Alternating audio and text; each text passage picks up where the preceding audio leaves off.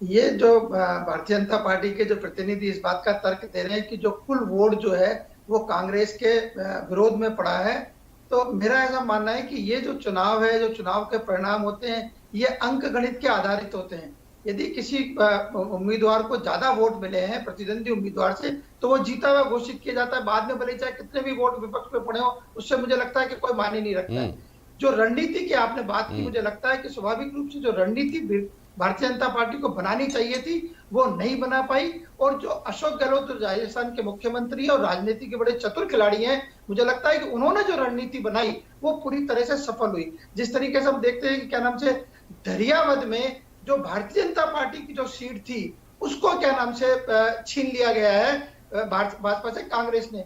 और हमने देखा कि जब ये जो बल्लभ नगर के अंदर सहानुभूति का वोट लेने के लिए जो गजेंद्र सिंह जी शेखावत सत्तावत जी जो हैं, उनकी पत्नी को टिकट दिया, लेकिन दरियावद में भारतीय जनता पार्टी ने गौतम लाल मीणा के जो दिवंगत विधायक हैं, उनके परिवार से किसी को टिकट नहीं दिया। तो मुझे लगता है कि ये जो रणनीति बनाने में जो भारतीय जनता पार्टी विफल रही है। और हम देखते हैं कि जो गजेंद्र सिंह जी शेखावत उन 18 विधायकों में से जेपी जी शामिल हैं जो पिछले जुलाई के अंदर दिल्ली गए थे, लेकिन उसके बावजूद भी हम देखते हैं सचिन पायलट के नेतृत्व में जो विधायक दिल्ली गए थे, उनकी उन 18 विधायकों में शामिल थे।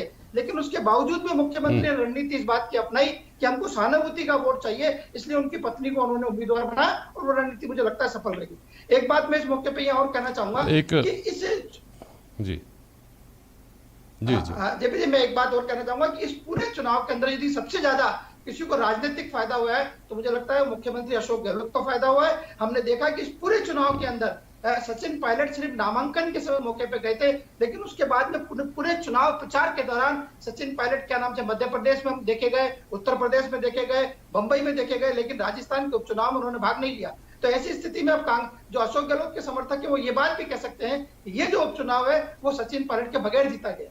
बिल्कुल।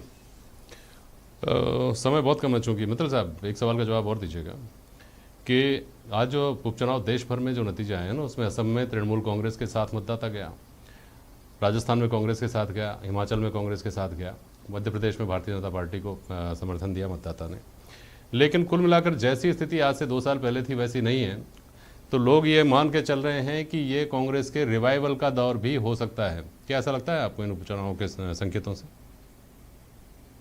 जब ये बात सही है, लेकिन मेरा इसमें एक और सजेशन है कि मेरा एक बात और कहना है कि ये जिस तरीके से तेल की कीमतों में वृद्धि हुई है, जिस तरीके से रसोई गैस के सिलेंडर में वृद्धि हुई है, मुझे लगता है ये जो मुद्दे हैं ये भी भारतीय जनता पार्टी को इसमें नुकसान पहुंचाया है। और इसमें मुझे लगता है कि भाजपा को इस बात की ओर ध्यान देना चाहिए कि जो नरेंद्र मोदी है जो वो कह रहे हैं वही सब कुछ सही नहीं है, लेकिन धरातल पे जो हकीकत है उसमें काफी बदलाव है। और स्वाभाविक रूप से जिस तरीके से पश्चिम बंगाल में ममता बनर्जी, मध्य प्रदेश में बीजेपी और राजस्थान में कांग्रेस और जगह भी मतलब सत्ता का जो असर होता है वो तो उसमें मुझे लगता है कि इन उपचुनाव में हमको देखने को मिला ही। ठीक है, बहुत संक्षेप में जवाब दीजिएगा सत्येंद्र भारद्वाज जी। आप इस चुनाव के दौरान ये कह रहे थे कि इन चुनावों के देश भर में जो नतीजे आएंगे वो एक मैसेज देंगे कि जनता त्रस्त है और बदलाव चाहती है। देश भर के नतीजे तो ये कहते हैं कि अभी भी झुकाव एनडीए की तरफ है। देखिए, मैं बताना चाहता हूँ, देश भर के मतदाताओं ने ये बता दिया है कि वो भारतीय जनता पार्टी की जो केंद्र सरकार है उससे त्रस्त है।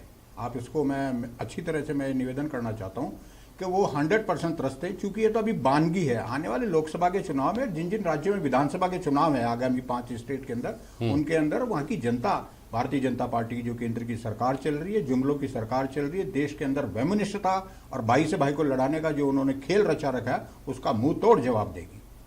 जितनी सीटों पर चुनाव हुए उसमें आधी या आधी से ज़्यादा सीटों पर अगर सत्ता पक्ष की तरफ से झुकाव जा रहा है तो ये बानगी ये है कि लोग उसके खिलाफ हैं। नहीं, मैं ये कहना चाहता हूँ, सत्ता पक्ष की तरफ अगर जा रहा होता तो सारी रिजल्ट उस फेवर में आते। राजस्थान के अंदर भी प्रभावित होते, बंगाल में प्रभावित होते, हिमाचल में भी प्रभावित होते, वहां तो नहीं हुए प्रभावित। तो इसका ये मतलब है कि राजस्थान की जनता और देश की जनता मान चुकी है कि आने वाले समय के अंदर वो कांग्रेस की तरफ बहुत उम्मीद के साथ देख रही है। ठीक है साहब, शुक्रिया आप सभी का आज प्राइम डिबेट में शामिल होने के लिए। आज के लिए बस इतना ही, नमस्कार।